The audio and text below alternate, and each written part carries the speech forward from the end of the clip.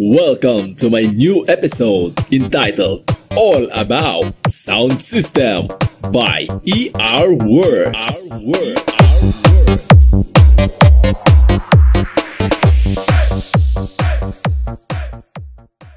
At ang topic natin ngayon ay All About Bridge Mode Part 2.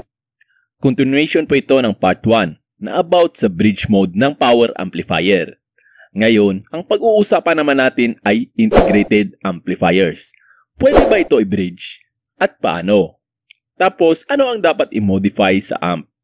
At ang mga advantage at disadvantages nito. Kung interesado ka sa topic na ito, tara, samahan mo ako hanggang matapos ang video na ito. Teka. Bago tayo magsimula, siguraduhin muna na nakasubscribe ka na at nakahit na ang notification bell para updated ka sa mga bagong upload. Paki-follow na din po ang aking FB page para kung sakaling may giveaway ako, kasali ka. Malay mo, ikaw pa makakuha. O diba, natuto ka na, nanalo ka pa. Magandang araw po sa lahat. Kung matatandaan nyo sa part 1 ng video na ito, na-discuss natin ang bridge mode ng power amplifier. At kung hindi mo pa napapanood ang video na ito, pakipanood na lang po. Kung napanood mo na, proceed na tayo. Ngayon, alam ko na karamihan sa iba ay walang power amplifier at gumagamit lang ng intake amp at gusto din lumakas ang amplifier. Alam natin na pag bridge mode, halos dumodoble ang output power ng amplifier.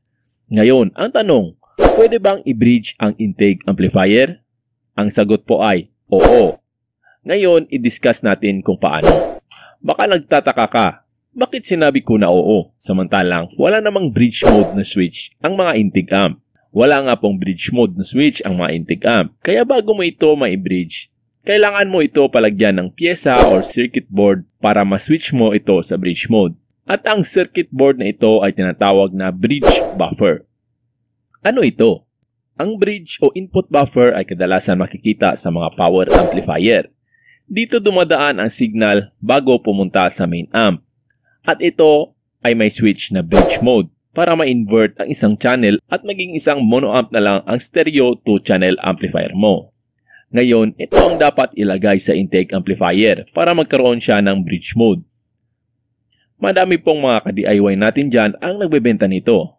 Once na na-install mo ito sa intake amp mo, mayroon itong switch na stereo at bridge mode.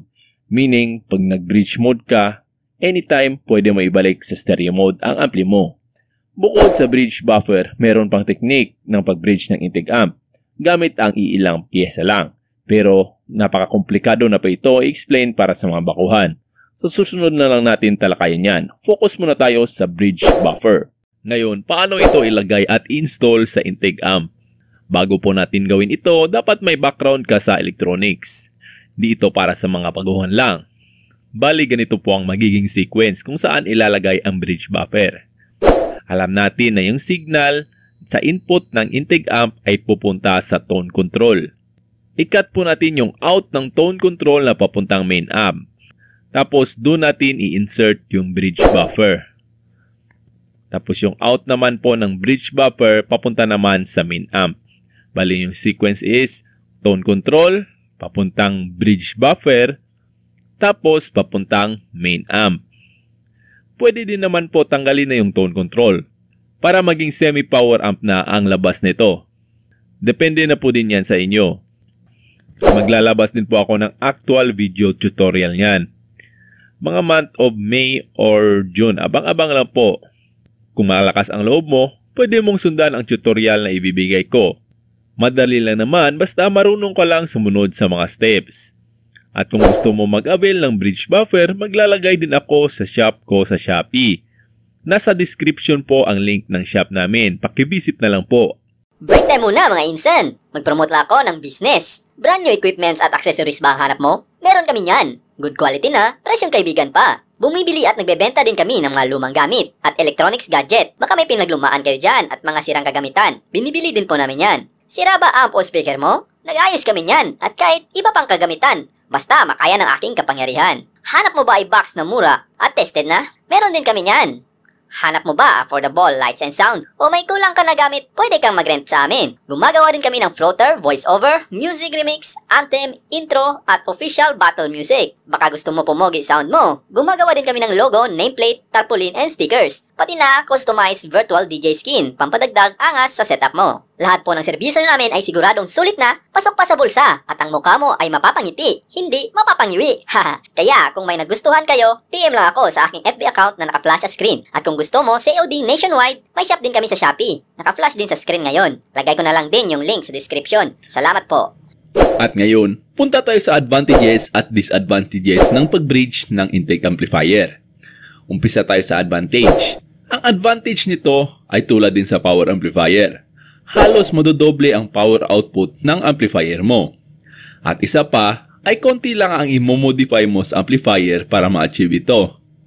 At dahil konti lang ang i-modify mo, konti lang din ang magagastos mo. Di tulad ng full upgrade na medyo masakit talaga sa bulsa. At ang disadvantage naman na pag-bridge ng intake amplifier ay pareho din sa power amp. Imbis na may 2-channel stereo ka na amplifier, magiging 1-channel mono na lang. At isa pang bagay na disadvantage ng pag-bridge ng intake amp ay pag naka-bridge na kasi ang intake amp, karamihan naka-experience ng gumagamit nito ay masyadong mainit ang amplifier. Dahil dito naka-design para i-bridge. Ang solusyon naman po dito ay pwede mong dagdagan ang fan at pwede din lakihan ang heatsink, at kung may spare budget ka, pwede mong dagdagan ang power transistor para mas ma-distribute ang init at mas tumibay ang amp sa bridge mode. At hanggang dyan lang muna tayo ngayon. Abang-abang na lang po sa actual demo para mas maunawaan pa ang topic na ito.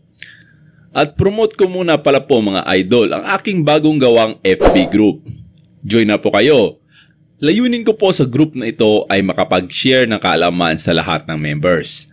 Kaya kung may tanong kayo, pwede nyo i-post sa group na ito. Para kung ang iba naman ay may alam din, pwede din ma-share ng kanilang idea. Para lahat tayo ay magtulong-tulungan para sa ikagaganda ng ating industriya. Kaya pakisearch na lang po ng aking FB group sa Facebook. All About Sound System by ERWorks. At i-click lang ang join para maging miyembro ka na ng aking group. At sa ngayon, konti pa lang ang members dahil kakagawa pa lang ng ating group. At dadating din ang panahon kung tayo ay papalarin at dumami ang members, matutupad ng aking layunin na makapagbigay ng kaalaman sa mga gustong matuto sa ating mga kaindustriya. At hanggang dyan na lang po muna ang ating video sa ngayon. At palagi ko pa rin paalaala, pag may mali man akong nasabi, feel free to correct me. Tumatanggap po ako ng kamalian. Ako po ay tao lang, hindi po ako perpekto. Salamat sa tiwala at walang sawang suporta. God bless po sa ating lahat. At magkita na naman tayo sa susunod na episode ng All About Sound System by ERWorks.